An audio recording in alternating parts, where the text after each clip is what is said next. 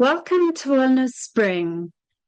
In this inspirational episode, I'm joined by the remarkable Graeme Sait, CEO and founder of Nutri-Tech Solutions, author, educator, and a passionate voice for restoring the health of our soils and our planet. Graeme's journey was inspired by his New Zealand grandfather, a man who taught him the magic of growing food, saving seeds, and nurturing life from the ground up. His path took a profound turn after his daughter's near fatal accident. However, an experience gave a new meaning to his purpose and inspired a lifetime of service and teaching.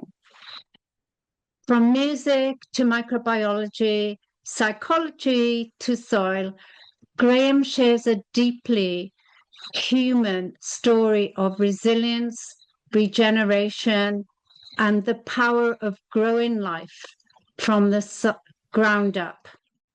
Welcome, Graeme, to Wellness Spring. It's so lovely to have you on the show. It's a pleasure to be here. I'm happy to help. Thank you. And it is wonderful that you have inspired so many people around the world to look beneath their feet and see soil as the true foundation of life for health, our food, and even our planet. So I would like to delve in to your background, and maybe you can let the listeners know, where did you grow up and what first sparked your passion for the soil and this incredible pathway that you've taken? Yes, it was an interesting journey. I came from New Zealand originally. I've been in Australia for the last 35 years, and I have an Australian grandfather, so I'm sort of part of both. But I had a grandfather in New Zealand who was a dairy farmer and also a very keen vegetable farmer, and he always put in his crops of potatoes and dug them up and dug the soil beforehand, and the birds would be circling in huge numbers and the soil would be wriggling with earthworms. And I do ask that question across the world, how many of you have got significant numbers of earthworms in your soil? And it's usually about 1 in 50 who have now got any number of earthworms. And of course, they're a really important signpost as to the health of that soil. But my grandfather, in terms of, he inspired this love of vegetable production and home food production. And it was, I have these burnt memories of burnt-in memories of him sitting, taking his best pumpkin and taking his best tomato and his best bean and drying them in the sun on a plate and putting them in little cardboard packets and storing them in a steel filing cabinet so that the rats wouldn't get them, and basically growing the best from the best. And he was growing the original open pollinated varieties. And it's hugely important for people to understand, if they're producing their own food, that's a really, really important pathway to use the heirloom varieties. The reason being that when we decide we want to patent a certain hybrid and create something different, you can't make more genes. You've got a certain number of genes in the gene pool. And when you create a different shape or a different color or whatever allows you to hybridize that seed, something's lost. And very commonly, the loss relates to nutrition. I work with some of the largest strawberry producers in the world, for example, and they'll acknowledge that 2 of the most popular varieties can't uptake manganese. If we look at the Green Revolution, where Norman Borlaug won a Nobel Prize, and when he should have probably got a kick up the arse for what he did was, he irradiated, rather than normal hybridization, he irradiated wheat and took out a mutant that became our food source. And that mutant uptakes significantly less nutrition than one mineral. It doesn't uptake at all, and that mineral is cobalt. And so consequently, many of us are B12 deficient because you can't make B12 without cobalt. So our primary food has been seriously degraded with that particular hybridization. But all hybridized vegetables, if you look at a weed, for example, called purslane, this one of the highest sources of vitamin C. It was actually Gandhi's favorite food. It's nastily called pigweed out there, but it's a succulent that tastes really nice. It's got a lot of, you can put it in stir fries, you can put it in anything really, if it hasn't been sprayed, that is, because it is considered a weed. But it has this very innocuous little cream flower, And so we hybridized it and turned it into the landscaping plant Portulaca, which has all these purple and yellow and orange flowers. But we got the flowers and someone was able to patent that, but zero nutrition, all of the nutrient density disappeared. And that's sort of, to varying degrees, what happens in the vegetable garden. And that's why it's a hugely important strategy to grow heirloom varieties, collect the seed and grow the best from the best. And it just gets better and better. And you are what you eat, and what you eat comes from a soil. And that's very much part of where I come from. So I had had degrees in psychology and sociology. I was also a musician, and I'd moved to Australia to continue that path, and injured my hand and had to go into business. And I'd had kind of a charmed life with 3 young children and a small farm, and enjoying the children, which many parents don't get a chance to do. Had 5 days a week with them and 2 very long days running my 3 businesses at the time. And then my youngest daughter, Rachel, got hit by a car outside of a school and horrifically injured and horrifically brain damaged and lay in a coma for 3 months. And that's kind of life-changing in its own right. But, there came a point at which they said, well, the machine started beeping, and they said, well, this is brain death. She will be dead within 4 hours. And so I'm not conventionally religious, but I kind of know there's something there. So I made this deal, first time I'd ever sort of prayed, I guess you'd call it, and basically promised that should she survive against the odds, I would do something of value with the rest of my life. And 20 minutes later, she came out of the coma, and I had this sleepless night deciding what that thing of value. I'd sort of, on this small acreage that I had, I'd just started developing a vague understanding of soils and how they work. When you're sort of a weekend warrior in that sort of scenario, putting in countless hours, I was trying to turn it into a parkland, that 10-acre farm. And lots of work and landscaping and so forth. And the areas that you just banged your head against the wall and you couldn't fix. And someone suggested, why don't you do a soil test? And so I'd not even thought of it. And I did some soil tests, and it was this penny dropping moment that suddenly I understood where I'd put those countless hours and how that could be fixed. And so I'd developed this embryonic interest in soil. And when I had my sleepless night, the night after Rachel came out of the coma, I decided I'd become an expert in soil, plant, animal, and human nutrition. Now, I didn't realize in those early stages the profound link between soil health and planetary health. And as that became more and more obvious, I began traveling to the point of 30 countries a year prior to COVID, frantically trying to spread the word and share the message of the link between soil. And that link, quite simply, is that there's only a certain number of carbon molecules on the planet, and they're stored in 3 places. The largest storehouse by far is the soil, where it's stored as organic carbon or humus, and also in inorganic forms like calcium carbonate, magnesium carbonate, and so forth. Then it's the carbon-based life forms, the plants, the animals, the humans, the trees, and so forth. And then it can become the gaseous form. And the carbon, same molecules that have been here since the start of all time, you can't make more. They cycle between those 3 places. And we've gone from 5% organic matter globally in the last 10 or 12 decades down to 1.5%.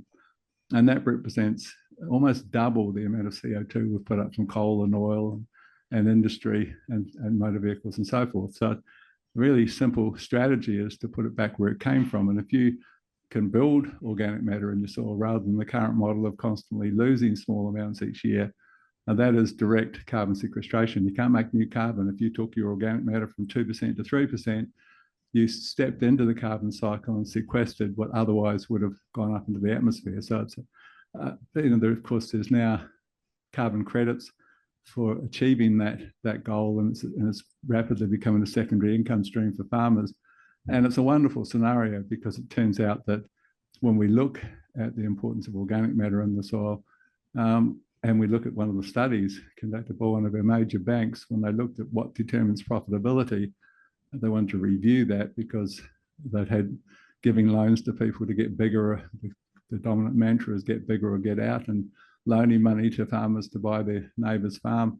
And too many of those loans were falling over. So they reviewed the situation, and to the surprise of the researchers in the Hillston region in New South Wales, on 800 farms for 3 years, the absolute determinant, the primary determinant of your profitability was the percentage of organic matter in your soil. And that sort of heralds the potential golden era of agriculture, that you're going to be paid to produce the very thing that makes you more profitable. So it's a nice outcome, but it's a hugely important one. And people say, well, why do farmers need to be compensated to save the planet. They've got children and grandchildren, surely. But the reality is that in this brave new world of climate change farming, that's getting more and more difficult. There's more and more extremes. It's getting harder to farm, and farmers do need some compensation and some motivation to move in this direction and build carbon rather than losing it. So that's the short story of how I decided on that sleepless night that I'd developed this expertise. I'd been an A student back in the day, so I had a good brain and not really used it for anything other than myself and business and my family, and decided that would change and I'd do something of value. So the day after, my brother came to see Rachel, and we went down that day and formed Nutri-Tech Solutions. And the journey has been, that was 32 years ago, almost to the day. And we're now in 52 countries, and I'm walking the talk and living up to my promise as much as I can, and enjoying every moment. It's not a sacrifice. I've just come back from a 4-week seminar tour of the east coast of Australia, and there's really good, super engaged crowds everywhere, and really informed questions because people have got into the video series and my podcast and so forth. And really, it's like talking to a bunch of agronomists often in the rooms. It's really changed. There's a huge increased awareness. And I spend a day in the classroom and a day on personal consults on farms. So I totally enjoy that on-farm visits, because you're always learning. Doesn't matter how much knowledge you've accumulated, every time you visit a farm, you'll learn something new with that farmer growing his crop and his conditions and the things that he's learned that work and don't work. And it's all part of the joy of this whole journey. So I totally love it. That was a long answer. Oh my God, you've unpacked so much there. I'm glad that was your short answer. Yeah. As I'm a health and wellness advocate, and I come from a nursing background, both registered nurse and psychiatric, it piqued my interest when you spoke about your daughter Rachel. Oh Yes. my goodness, how hair raising that must have been, like, terrifying. What was Yes. going through your mind? I know you prayed and made that deal with God or whoever this beautiful intelligence is floating around the universe. Yes, well, I mean, it was harrowing because, you don't sort of factor in when you signed up as an organ donor that you're going to be approached on every second day almost by doctors, and sometimes more than one of them, telling you about little Susie who's waiting on her eyes, or little Jane who's waiting on her kidneys, and telling you that she's not going to be anything but a vegetable if she survives at all. And can they turn the machines off? So it was a huge kind of decision-making time for us at that point anyway. And we hung in there and kind of hoped. And then in that desperation, when it looked like all hope was gone, I just sort of, made that deal. And then 20 minutes later, she came out of the coma. What did you do? Stop praying? Did you stop praying, or what did you do? No, I just basically in my head said, here's the deal. As if I was talking to someone.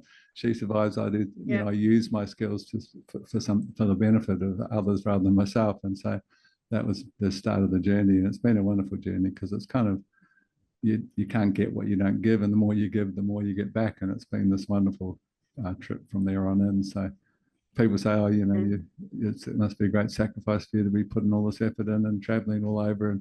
But it's just wonderful. It's like an honor to be able to do this work, and and retain the passion that I had on day one. In fact, I've probably got more passionate as the years have gone by, and I've realised how important this message is. So, yeah, that's where I come from. Wow. And so she went from being, you were told by the doctors that she could be a vegetable, even if she did live, she'd be brain dead and so forth, to a remarkable 100% recovery from No, what not you're 100% recovery. No, she came out of the coma, but I mean, she had massive brain injuries and so forth. So, no, it was certainly not 100% recovery. And she wasn't supposed to walk or talk, and it took quite some while to get her walking, and a few months till she started talking. And she speaks about a third slower, and she has about half the memory that she had previously. And she's paralysed on one arm as the side effect of the injury, because the brain, left brain, and she's right arm is paralysed. But the good news is that she is the most joyful of my 5 children. So you want a dose of joy, you go and see Rachel. I call it Joy Central, to go around her place because she loves every minute of life. So that's what life's about, how much peace and happiness you enjoy on the journey. And so I'm permanently grateful for that, and happy to be doing something worthwhile in the name of that recovery. So yeah. And what else interested me was that you're still so passionate about your work, and I'm sure this is inspired by the gratitude for Rachel, and it's lovely to hear that she is so full of joy, because most people today are striving for inner peace and harmony, and the joy that comes from being in that special place. No, it's very true. It's when you get to the last stages of life, assuming you're not zonked out on morphine or something, there's often a clarity that comes through, and the realization for many is that the measure of a good life is how much peace and harmony you enjoyed in that short period. And one of the questions I ask as I travel the world teaching, and I ask it in most classrooms, and I would have asked tens, if not hundreds of thousands of people, and sometimes in India I have as many as 2,000 people come along to talks. But I ask the question, how many of you can say in all honesty you don't feel stress and anxiety on a regular basis you'd rather not feel? Who can tell me they're stress-free? Well, what's interesting is that no one even turns around to see if there's anyone, because there never is anyone. It doesn't matter what part of the world. You can be on a peaceful island somewhere like Norfolk Island or whatever, and it's the same response as everyone. We've created this ridiculous world, really, where everyone's stressed and anxious, and basically that's the opposite of what you're here for. You're here to be and to enjoy as much peace and happiness as possible, and the opposite of that is stress and anxiety. So it's kind of a crazy world in that context, and I have that kind of philosophical part of the teachings on how we can de-stress and how we can see things a little differently, and it's all part of the story. There's a huge component in my longer courses, particularly in the human health side, because I had this life-changing experience with one of my great mentors, a wonderful consultant who's no longer with us, a guy called Jerry Brunetti. I was traveling in a tour with Jerry Brunetti and Gary Zimmer, who are two key sort of leading lights in this movement. I was very much the junior partner in that tour that was called the 3-Up Tour. And we stopped in South Australia and did some talks, and we were heading to West Australia, and I called my aging parents in New Zealand, and Mum said, "You'd better have a talk to Dad because you might not hear his voice again." I said, "What?" And she said, he's got this problem with his parathyroid gland, and the only solution from that perspective, when it starts malfunctioning and calcium becomes a problem and can cause calcification and so forth, because your body can no longer manage calcium accurately without the parathyroid gland. And so they were going to remove it. And when they did back in the day, now they've got more sort of laser guided surgery and so forth, but this is a lot of years back, 25 years ago. Very often they nick the voice box, and consequently you don't hear they've got to use an artificial voice from there on, and so hence her comment. Well, I hopped in the plane to fly to Perth, and I mentioned to Jerry about Dad having his operation the following week, and he said, "You have checked his boron levels, haven't you?" And I said, "No, why?" And he said, "Well, the parathyroid gland malfunctions in the absence of boron." So I called them frantically and had to twist their arms to cancel the operation the following week, and said I'd pay for the tests. And so we did, urine, blood, and hair, and basically we couldn't find boron. It was barely measurable. So he started taking his 3 milligrams a day of boron, and it took about 6 weeks, and the parathyroid returned to normal. And I had this huge realization in the modern medical machine, where a degree involves maybe 30 minutes to an hour of nutrition. You really are not equipped to get back and solve things at the root cause level.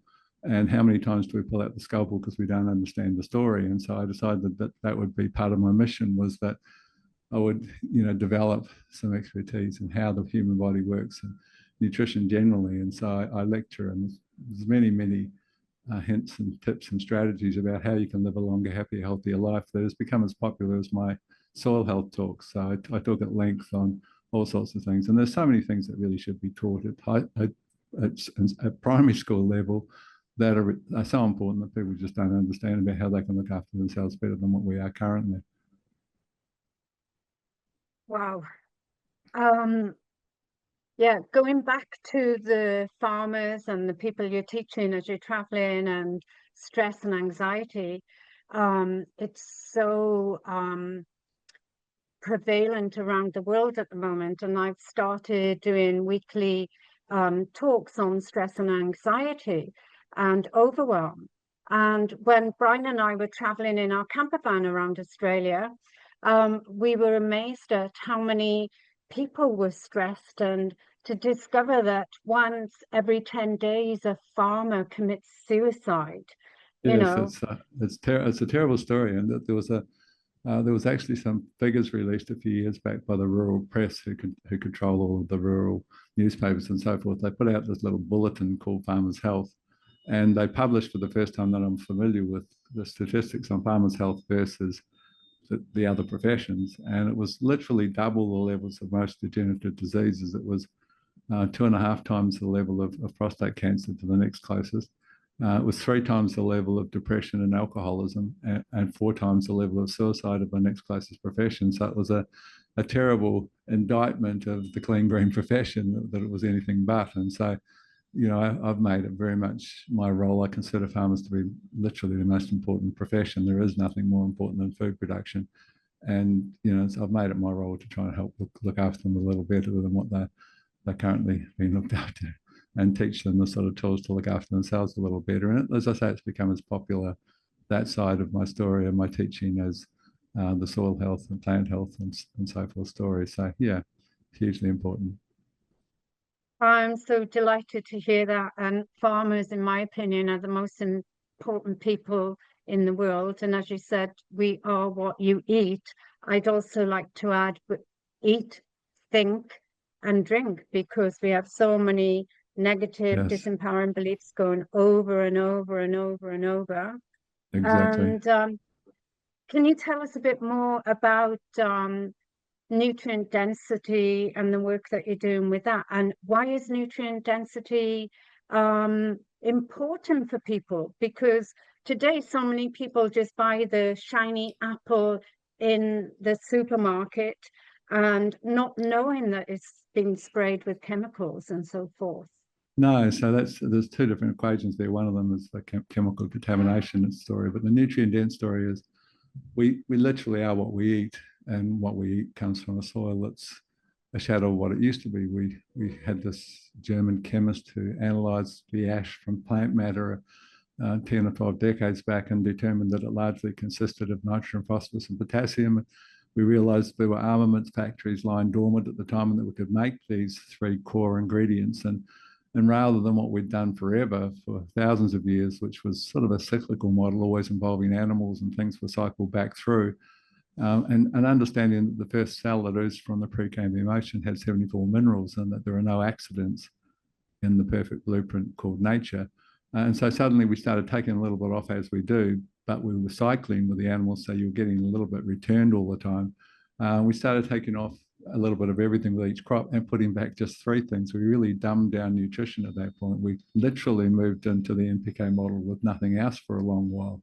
So we mined ourselves for a considerable period. And then about 12 to 15 years after the widespread adoption of that simplistic NPK nutrition, we started to see pest and disease pressure unlike anything we'd seen before. And rather than recognizing that perhaps it was linked to this dumbed down nutrition, science stepped up to the plate and said, look, we can create these rescue chemicals. And so began the dawn of chemical agriculture, where we treat our problems with chemicals. But what we need to understand is that we've increased the use of those chemicals every year since we started. So last year was a 14.7% increase in total chemical usage. The previous year, 14.4. Year before that, 14.1, 13.9, 13.6, 13.2. Every single year for 10 decades, more and more chemicals into the equation. But wait for it, every year, without exception, more and more pest and disease pressure. It's literally the definition of unsustainable, putting more and more on, for less and less response. And particularly when we talk about economic sustainability, because more and more is costing more and more. And there are farmers everywhere who are hitting the wall with that model and recognizing. I was touring and talking to the blueberry growers, and they were talking about, younger guys who'd taken over from their dad in that industry. And they said, look, we're just putting more and more on for less and less response, and it's getting more and more costly for those chemicals. And they're banging their heads against the wall and looking for an alternative. And of course, that alternative is understanding that plants require balanced nutrition, and nutrition is minerals, microorganisms, and humus. And I call it nutrition farming, this whole approach. And it's minerals, microorganisms, and humus, and how those three things interrelate. And it's not that complex to understand that there are certain ratios of minerals that we seek. We talk about this very simple process that you're managing. The most important thing that you begin to manage when you grow a crop is called gas exchange. So how freely does oxygen diffuse, which is gases got moved from a high concentration to a low concentration automatically, and it's called diffusion. So oxygen diffuses into the soil. The roots and the organisms, oxygen is the single most important element for plant growth and for microbial health, and for human health for that matter. The oxygen is utilized, and then the organisms and the roots, the organisms around the roots and the roots themselves breathe out, and they breathe out CO2. And so CO2 now is in a concentrated form in the soil. So it diffuses, moves from a high concentration to a low concentration. The plant leaves waiting little pores on its underside of the leaf called stomates. And those stomates suck up the CO2, and it's combined with water and sunlight in this almost miraculous process called photosynthesis. And that's how you grow stuff. In fact, it's where we all come from. The glucose that's produced from photosynthesis is a building block of all carbon-based life forms, including us. So it is the single most important process on the planet, this process of photosynthesis, and it's driven by how well you've managed gas exchange. So how friable and open is your soil to allow oxygen in and CO2 out. And very, very commonly, there are two things that govern that friability, that breathability of the soil. One of them is called the calcium to magnesium ratio, because calcium is this very large beach ball of an ion that pushes the clay apart. And magnesium is this tiny, much, much smaller ion that pulls the clay in and makes it so that you're walking around on platform shoes in the wet. And so there's this ratio between those two minerals. And you could argue, well, I'll just do calcium. I'll open up the soil. I'll flocculate the soil, it's called, with calcium, and forget magnesium. But you can't forget magnesium, because your second role, so your first role is you're managing gas exchange. How freely does the oxygen come in and the CO2 come out of that soil? And your second role is that you're managing chlorophyll, the green pigment in the leaf. You do not want blotches and pale colors and stripes. That's called chlorosis. You're aiming for this perfectly evenly green plant, which means you've got maximum numbers of sugar factories making a maximum amounts of glucose, feeding some of that glucose to the organisms. And the better you do that, the better you do. So you're managing magnesium, and it's called calcium, and it's called the calcium to magnesium ratio. And that varies based on whether you've got a light soil where you need more magnesium to give some structure to a soil that has none, to a heavy clay soil where you might be as much as 7 parts calcium to 1 part magnesium, because you need more calcium to open up all that clay. So the calcium to magnesium ratio is the single most important ratio in terms of that physical link to gas exchange, that most important role that you're performing. The second link is a second ratio, and it's a biological ratio. It's called the fungi to bacteria ratio. So bacteria spit out sticky substances that create tiny little crumbs in the soil, and fungi with their hyphae wrap those up into much larger aggregates, and that's called crumb structure, and that's the perfect soil. It doesn't get any better. You can run your arm down to your elbow. It smells like you could eat the stuff. The earthworms move through freely. The oxygen comes in. The CO2 comes out. The water, of course, it's called infiltration, very important word in the brave new world of climate change farming. Water infiltrates so much more efficiently in a soil with a good CalMag ratio and a good fungi to bacteria ratio to have that soil open and friable. So those are the two simple, really quite simple. The better you do those two things, you manage your fungi to bacteria ratio, you manage your calcium to magnesium ratio, the better you do. It's really as simple as that. And the problem with the fungi to bacteria ratio is that there is now a simple little tool called a microbiome, which should be on everyone's Christmas tree list. It's less than $300 for that unit. And it measures two things in your soil. It measures something called the total microbial biomass, which is how big is your workforce, and there's no exceptions. Your best block will have the highest microbial biomass without exception.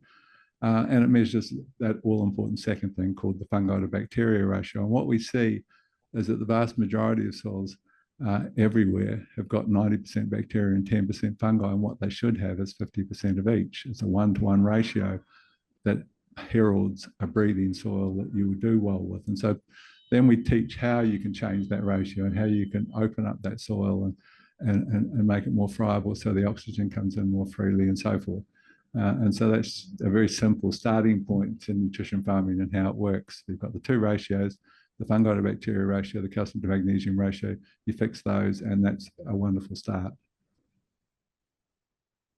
It's easy for you to say that's simple, but for a new farmer like myself, starting out, and even gardeners, people at home with gardens that can grow, you know, how would we do that? I'm going to ask Father Christmas to buy me one of those microbiome meters, Yes, and wonderful. I know I've started a compost, Yeah. and we did buy a soil test kit, and we were depleted in quite a few things. But Yeah. can you say what's good to grow to get the land healthy and so forth? Well, I mean, part of the story, if you look at the definition of the word science in Webster's dictionary, the definition of science is adherence to natural laws and principles. So it's quite simple. You've got a perfect blueprint called nature, and you're supposed to learn from that blueprint and work with it. And what we said in our arrogance was, we could do better than that. Well, you can't do better than that. And we're on our knees staring down the abyss and thinking that we could do better than perfect. So if you look at nature and genuinely learn from that marvel, what's the central driving principle of nature becomes the first question. And it's quite simple. The central driving principle is called biodiversity.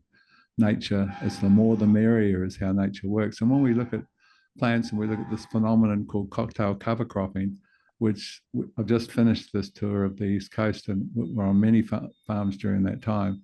And it's just become the strategy that so many people have adopted so successfully. I mean, it is just a tremendous way to drought-proof your farm, to have some multi-species, you know, it's called pasture cropping, where you direct drill a whole variety of other species into the soil. But the finding is that the plants, the most important process we mentioned is photosynthesis, and plants make this glucose building block and they pump half of it down because the roots need it for everything they do. In conjunction with minerals, they use glucose and minerals together. And then, interestingly, 60% of what's pumped down the roots is actually pumped out from the roots. You know, it's the most important precious substance of the plant, and yet it gives its total of 30% of its total. 60% of what goes to the roots, which is half, is 30% of everything, is given away to the organisms. And there at the most important process on the planet, the nexus of that most important process is the most important principle. And that principle is quite simply, give and you shall receive.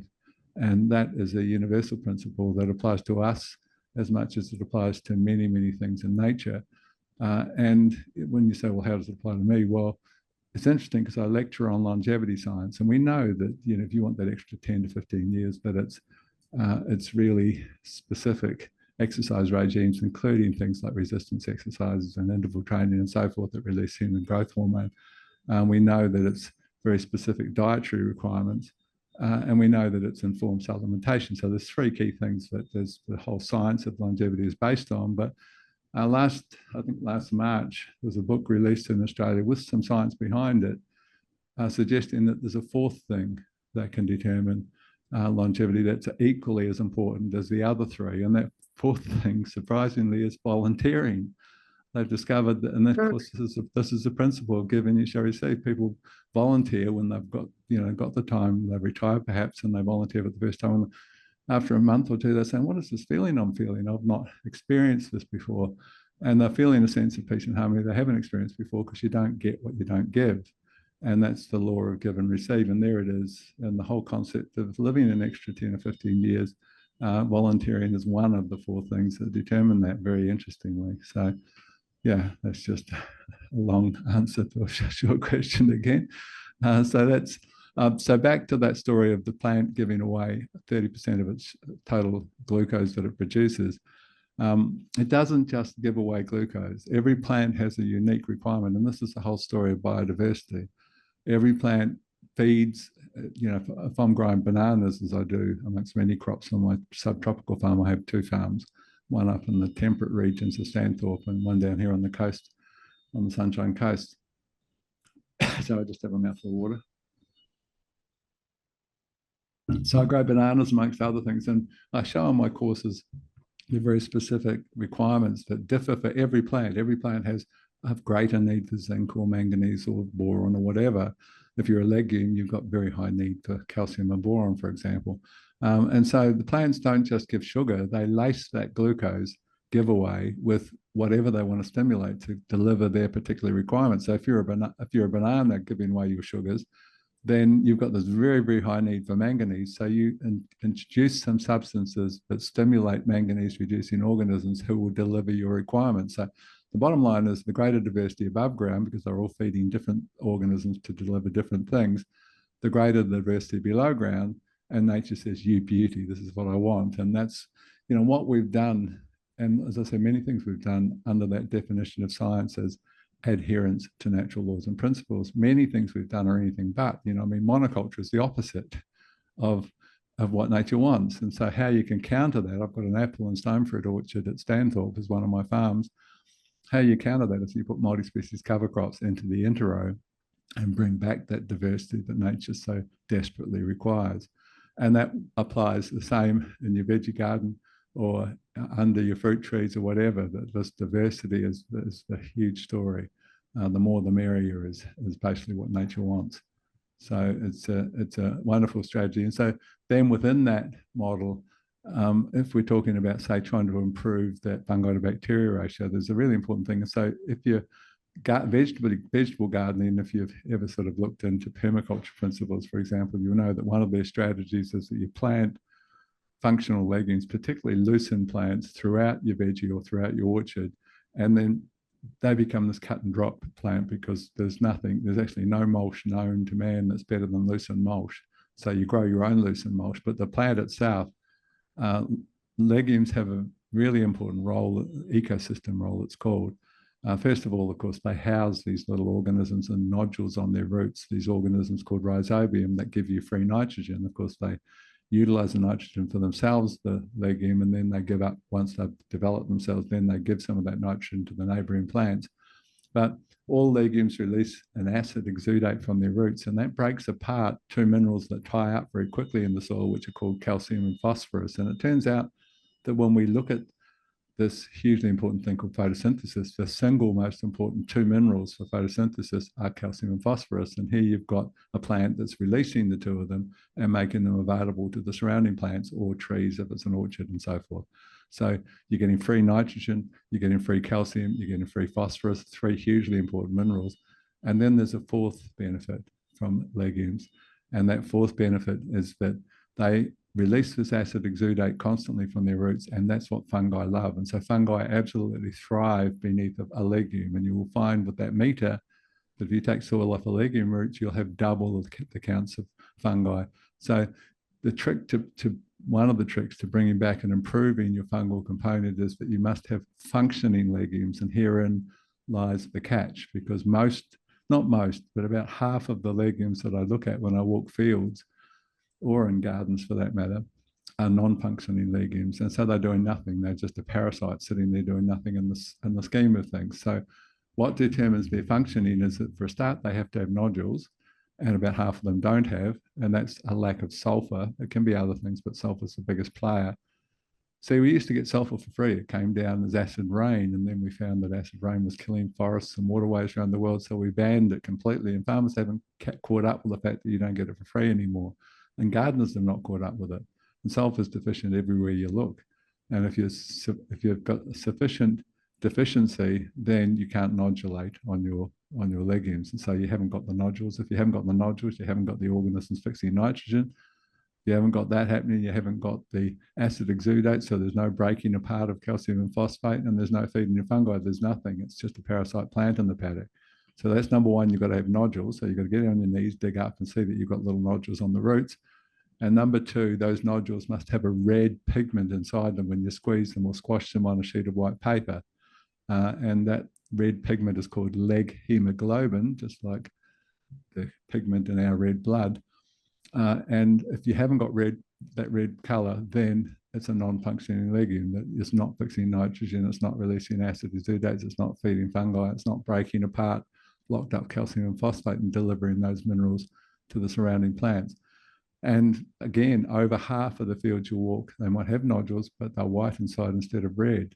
And so that's all comes down to a tiny little trace mineral called molybdenum, which is lacking in 80% of the soils that we look at. And we work in 52 countries, so we see a tremendous number of soil tests. And molybdenum is a very leachable little trace mineral. You only need a couple of cups per hectare of sodium molybdate, but it's stored in humus, and we've lost 2/3 of our humus. We've gone from 5% down to 1.5%, and no one ever put it back. So it's missing in many soils. And if you haven't got that trace mineral, then you've got non-functioning legumes, and you're not feeding fungi amongst the other benefits that come from legumes. So it's, it's not simple, but it's fixable for everyone to understand these principles. Whether you're a home gardener or a farmer, it can make a huge difference to realize this, fix it, give them some sulfur, spray some molybdenum. It's only small amounts that will get that plant functioning again, and then it's feeding the fungi and delivering all those other benefits. So that's, it's getting back to root causes and solving problems rather than treating symptoms with chemicals. We know that model's a failure. We've talked about agriculture, more and more chemicals, less and less response. We look at the human health story and we see the largest killer remains coronary heart disease, followed very closely by cancer, which will probably take over by the end of next year. But the third killer forever has been stroke, and stroke's now been relegated to number 4. The new third killer is prescription medicine. I mean, it's a ludicrous indictment of a symptom treating approach that our medicine has become our third largest killer. If we look at Americans, at 60, they're on 18 medications, and by 65, they're on 24 medications on average. And multiple drug therapy kills you, as do long-term. Any drugs are negative over accumulated periods. And that's been our model. We just treat symptoms. If you've got high blood pressure, there's a reason for that. Very commonly, it's linked to either an underfunctioning kidney, or it's linked to magnesium deficiency. It's hugely linked to high blood pressure, but the doctors don't look at that. They just give you medication for the now till the day you die. As soon as you stop it, your blood pressure comes back. And look at just Google the long-term effects of that model. So just back to that nutrition and nutrient density and its importance. The simple thing to understand is that you think, oh, well, I can just take my nutrients from a bottle. And you need to understand that food is a huge different delivery mechanism of nutrition. It's where you're supposed to get your nutrition. The founder of modern medicine, Hippocrates, said, let your food be your medicine and your medicine be your food. And we're discovering how profoundly accurate that guy was on a daily basis, because there are so many studies coming through with all of these compounds in food, these medicinal compounds. And, if you look, for example, just an example of food as medicine versus taking it from a bottle, the vast majority of us in this country are selenium deficient. And your most important organ is not your heart, it's your liver. Your heart's a close second. And the most important mineral for that most important organ is called selenium. And we tested in the soils, it's not there. We're second lowest in the world in Australia. The CSIRO tested selenium in a study in Virginia for 6 months. They tested for selenium in food grown in South Australia. They couldn't find a single part per billion. There was nothing, zero, zilch. So everyone needs to supplement with selenium. And if you were to say, okay, well, what is there as a natural source of selenium? If I didn't want to take my 200 micrograms a day from the chemist shop, then by far the highest source of selenium is the Brazil nut. And it gives us the perfect example of food as medicine, because there are 6 things that govern the uptake and utilization of selenium in our bodies, and all of them are in the Brazil nut. The most powerful cofactor, as it's called, of those 6 is called vitamin E. And of course, the Brazil nut's filled with it, because that's what it is. It's God-given medicine. It was food as medicine. So the Brazil nut is the way that you supplement and of course, if you can put it into a green smoothie and micronize it, so that, because most of us don't chew enough to access all of that nutrition, let the 2-horsepower blender do that chewing for you. That's a wonderful way to address your selenium deficiency. But that's just an example of food as medicine. So we've created the scenario where we mine a lot of our minerals. That mineral delivery is linked to microorganisms, and we've slaughtered the microorganisms with a chemical barrage that's gone into our soils. And so the food is not what it used to be. There are multiple published papers. There's Anne-Marie Meyer's book that's chronicled since 1950, this dramatic drop in key minerals present in our food. But it's not just the minerals, it's the phytonutrients. I mean, I was talking to the minister in the UK pre-COVID for 3 hours up at Parliament House, the Ag Minister in the UK. And he cited a study of oranges in the UK, where they actually found 20% of oranges tested had zero vitamin C. You think, I had my orange juice, I got my vitamin C. Maybe you did. It depends on how that food was grown. We know that the measurement of antioxidants is called the ORAC score, and that should really be stamped on every carton of everything because it can be quite relatively easily tested now. But it's not legal to call food medicine and to quote medicinal values to food on cartons or on labels. But blueberries, for example, are in the 6,000s normally in what's called the ORAC score, the measurement of antioxidants. But you can find blueberries that are 900. Depends on how you grew the blueberry. So nutrient density is what determines our health, and there's a huge, massive variation based on how that food was grown. And the quality of the food's based on the quality of the soil, and the soil's a shadow of what it used to be. But it's not just a lack of nutrition. There's progressive degeneration. If we look at the work of some of the nutritional anthropologists, where they toured the world, and we're talking about Weston Price and so forth, and they looked at the health and vitality of various cultures historically and at the time, sort of thing. And the very first thing they looked at was the jaw bones from when they could gain access to skeletons and so forth, to see how evenly the teeth fitted. And I think of myself as a child at classroom of 45 in New Zealand, in Inglewood and Taranaki, and we had 2 kids with glasses and 1 kid with braces, and they were called Four Eyes and Metal Mouth, with the cruelty of children at the time. My son, interestingly, with 45 children in Noosa, had a classroom where 30% of the kids had braces and 40% of them had glasses. I mean, that's a prime example. Braces is something your jaw didn't fill out to fit your teeth in it, and that's the progressive degeneration we're seeing in the new generation, which is going to live less, a shorter period than us. And that's never happened in the history of humankind, that our children are going backwards, and that's called progressive degeneration.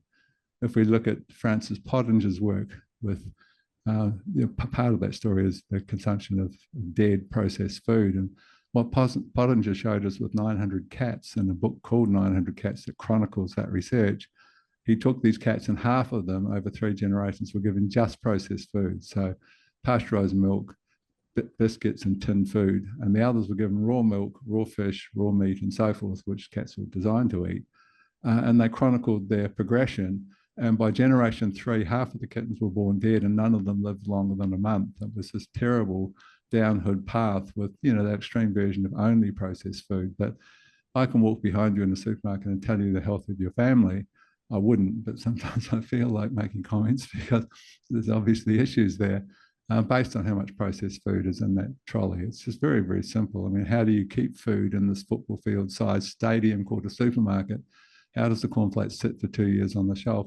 You put a food grade stabilizer in it, and you say, well, that sounds innocuous. No, it's not. It's a biocide that kills single-celled organisms, and you've got a gut full of those organisms that determine every aspect of your health. So the more of that processed food you eat, the sicker you will be, because there's nothing that's not linked to gut health. Everything comes back to the health of your gut. 85% of your immune system learns from the gut organisms. I was at a conference recently where a woman was doing work on manic depression, and a large number of people involved in the study of long-term sufferers of that horrible disease where you're up 1 minute and contemplating suicide the next, and it's incurable.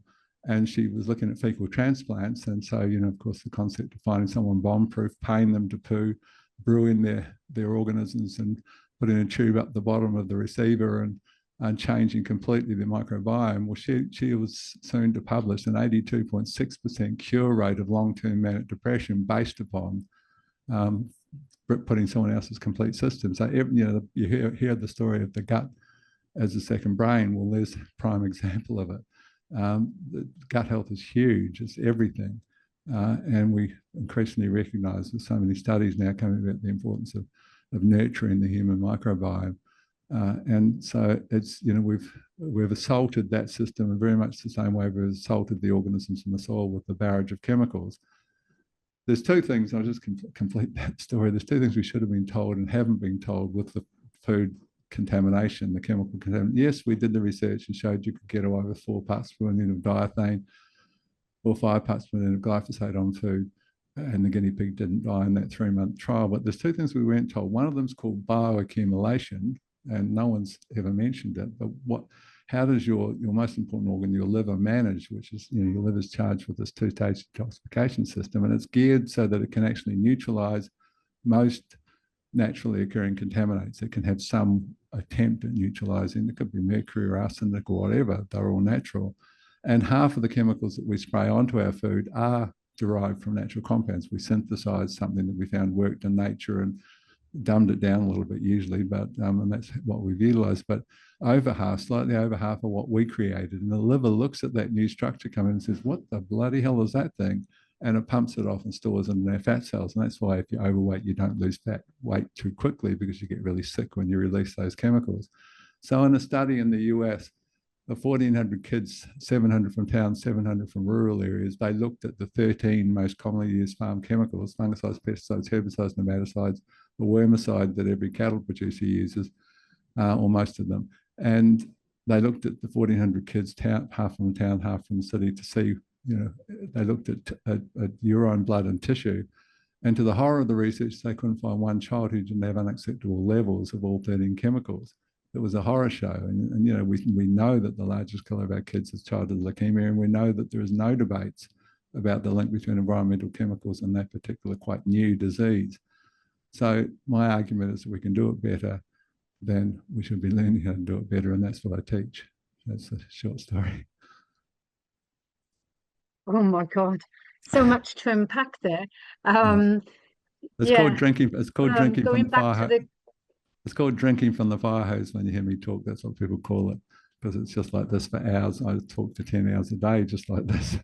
This is non-stop outpouring of information. But as long as you can pick up the trends, is what I argue, and pick up the key concepts of the interrelationship between everything, and there's always going to be a few simple take-home tips that you can utilize. So, yeah, that's how I talk and what I do.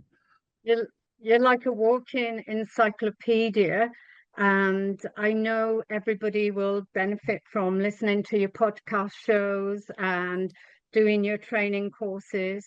And I love the ethos that you come from with doing volunteering, because I teach people and say being of service is the highest vibration ever, because you're not thinking about me, and you're doing everything from your heart. Yes, and as you said about comorbidities, and especially in children, and when you talked about the fecal matter, I know lots of studies have been done with children with autism, Yes. and they've done many studies about that, which I won't delve into now, because I'm just trying to do a quick summary and just bring on the nodules. That's what I'm going to be looking at. And so what is, Graeme, just to wrap up, because I'm looking at the time, and just to wrap up, what is your number one health and wellness go-to for yourself? Good question. Number one. At this point for me, it's probably the importance of movement and exercise, because I'm constantly, at least I move around a bit when I'm on stage, but I desperately need to find more time to enable that daily exercise. It's just so important as you get older. It's just massively important, and I need to look after myself a little bit better, because I just dedicate all my time to helping others. So you can overdo that, and it probably shortens the time you're going to be here. So I probably need to step up to the plate and improve that. So, but of course, I think green smoothies are a very simple strategy. So many of us need to alkalize, and of course the whole acid alkaline balance is based on how much protein you consume, which is driven by phosphorus and sulfur, the two acid forming minerals, versus how much of the alkalizing minerals you consume in your diet, which of course is fruit and vegetables. And the alkalizing minerals are calcium, magnesium, potassium, and sodium, and they come from fruit and vegetables. And a great sort of strategy on multiple fronts is to take your kale or silver beet or spinach or whatever and blend it with a high-powered blender. The faster you can blend it, the less the damage there is for the active components. So you use a Vitamix or a Thermoblend or whatever, a 2-horsepower blender, to do it quickly. And you put your berries, and I put all forms of berries in there. and your bananas perhaps, and you can put probiotics in there, you can put prebiotics in there. I put some yak on because yakon's the most powerful prebiotic, and I put my product BioBubble, which is a very good probiotic. So it just becomes this incredible start to the day with that alkalizing effect and that whole suite of antioxidants that just kicks you into energy for the day. And it's one of my favorite strategies for health. Fabulous. And where's the best place for people to contact you? Is it via your website, the Nutri-Tech Solutions? Yes. Well, if they Google the Nutrition Farming Podcast, they can see the 5 seasons of the podcast and access them.